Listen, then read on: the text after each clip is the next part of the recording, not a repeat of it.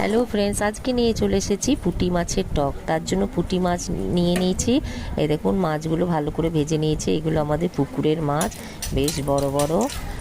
কড়াইয়ে তেল দিয়ে তারপর শুকনো লঙ্কা পাঁচফোড়ন দিয়ে দিয়েছি।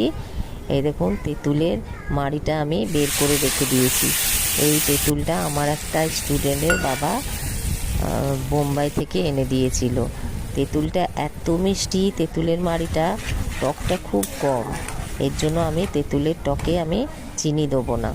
এই দেখুন, তারপর পরিমাণ মতো নুন হলুদ দিয়ে জলটা ফুটতে দিলাম। ফুটে এলে তারপর আমি মাছগুলো দিয়ে কিছুক্ষণের জন্য ঢাকা দিয়ে দেবো।